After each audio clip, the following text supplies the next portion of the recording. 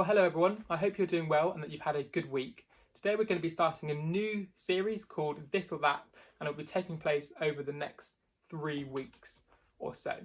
And in this new topic, we're going to be exploring comparison and why perhaps it isn't always positive to compare ourselves to others. So just to get started then, just to get warmed up, you probably know and have learned from school that over the world there are lots of different measurement systems that we use. So in the UK, we use mainly the metric system, which is millimetres, centimetres, as you can see on this ruler here, for distance, and gram and kilogram for weight, and litres for volume.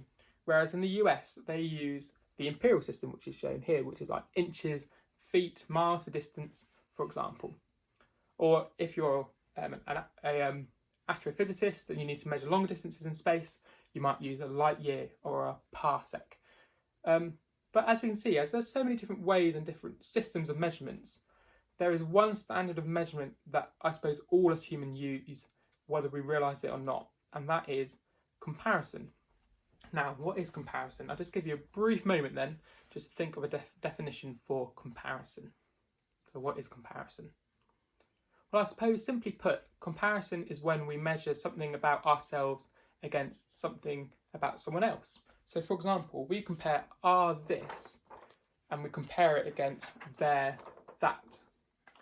And I suppose we can compare ourselves to others in so many different ways. That can be from the friends that we have, the items that we have, how good we are at something, perhaps our personal circumstances, or even, I suppose, our faith as well. In nearly every way or everything we do, we can find ourselves comparing ourselves to others. And I suppose the problem with this is that it actually affects our lives so much more than we probably realise. And the problem with comparison is that it can lead us to believe things that just aren't true, both things about ourselves and others. And I remember someone telling me at Vive that they said that the comparison is a thief of all joy. So when we compare ourselves to others, we can sometimes start to believe perhaps that their lives are better than ours in some way. And this could be from comparing our school grades to each other, like I said, the number of friends we have, number of followers, or perhaps our Instagram. And for me, sometimes I compare myself when I look around in church and I see all these people really connecting, and sometimes I just feel a bit left out. And I suppose all this comparison over these things lead us to believe that other people are better than us and that everyone else has stuff sorted and they seem pretty much perfect. And the comparison leaves us feeling like that our this will never measure up to their that. And I suppose when that happens, for some of us, that can lead to disappointment. So, for example, we're disappointed that we don't have what they have and we wonder why everyone else seems better than us. We think, why not me? And the more we compare, the more disappointed we are with what's in front of us and the things that we start to face. I suppose others of us, when we compare ourselves, we get frustrated. So we don't think it's fair that others seem so sorted and perfect, and we feel, a bit rubbish. Maybe for you, when you compare yourself to others, sometimes that can lead to a sense of hopelessness. Not only do you see something in someone else's life that you want, but you feel like that you'll never be able to have it. So no matter what you do or how hard you try, you'll never be able to get what they have, and that just makes you perhaps feel a bit hopeless. Or perhaps on the other side, when you compare yourself to others, you actually feel really good about yourself, or you feel really proud. You might even think that you're better than someone else, and you might look down on others because you feel like your life looks pretty good in comparison. But I suppose regardless of how comparison makes you feel about either yourself or others, here's the thing that we know is true. It never really takes you anywhere, because as soon as you reach the thing that you want, as soon as you go from your this to their that, you find something else to compare, and it's never enough, and we end up in this cycle of comparing ourselves to others, and that always leads to this cycle of disappointment, frustration, hopelessness over and over again, because our this will never be as good as their that. So what does the Bible say about comparison? The passage we're going to be looking at today was by a person named Paul, who was one of the early leaders or apostles of the early Christian church. And Paul often wrote letters on a number of different topics to churches in different geographical locations. And In the letter we're going to be looking at today, Paul addressed issues born out of comparison to a group of church members in a city called Corinth. So in 2 Corinthians 10:12 it says, "Oh, don't worry, we wouldn't dare say that we are as wonderful as these other men who tell you how important they are, but they are only comparing themselves with each other, using themselves as a standard of measurement. How ignorant." Even though Paul was specifically talking about some false teachers who were bragging about their spirituality, the same truth, I suppose, and same message still applies to us today. Essentially, Paul is saying, listen, comparing yourself to others doesn't really get you anywhere. It's not helpful. And I suppose, but why? Why is this? Well, I think Paul wanted us to know that when we compare ourselves to others, we're actually using the wrong measurement.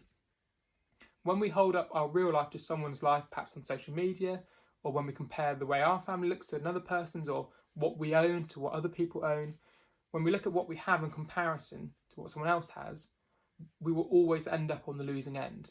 And I suppose really that's because we're looking in the wrong place. You know, as I said earlier, comparison is the thief of all joy.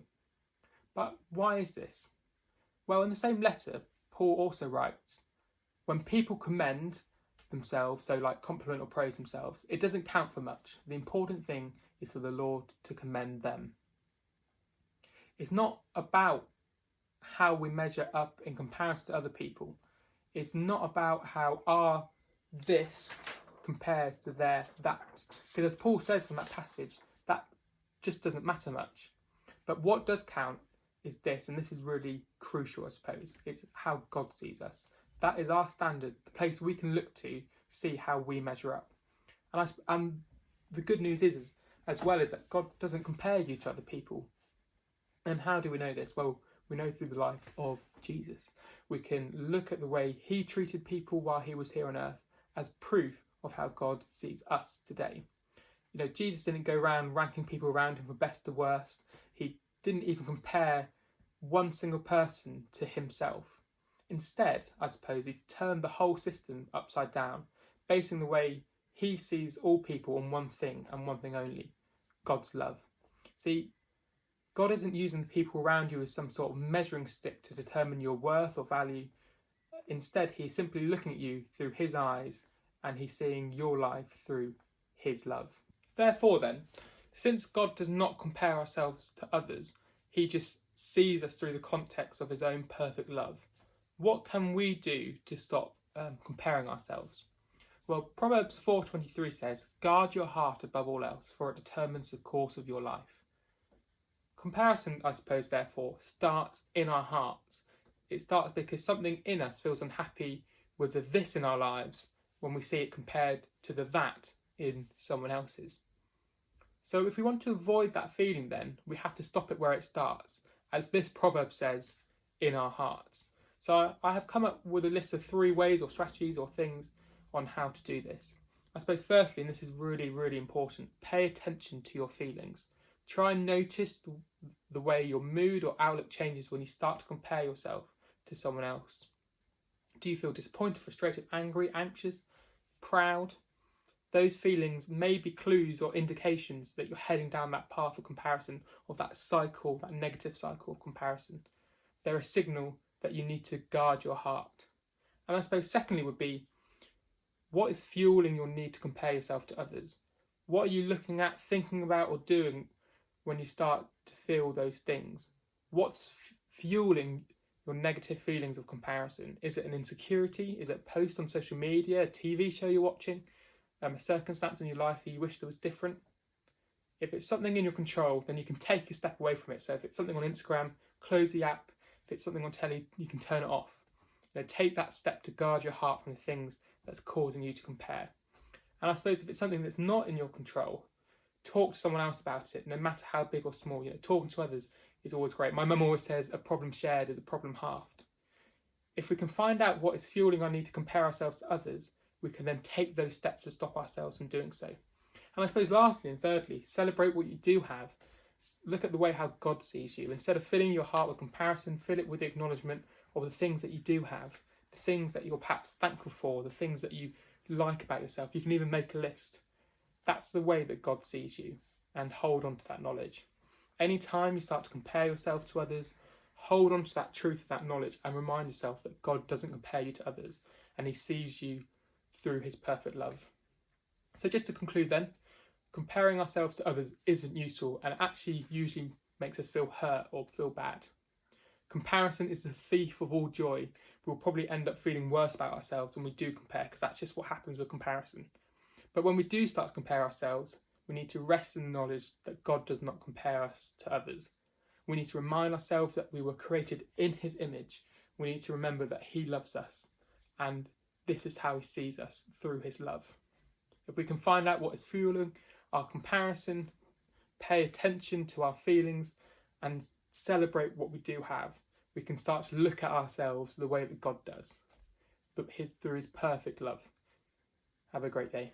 See you soon.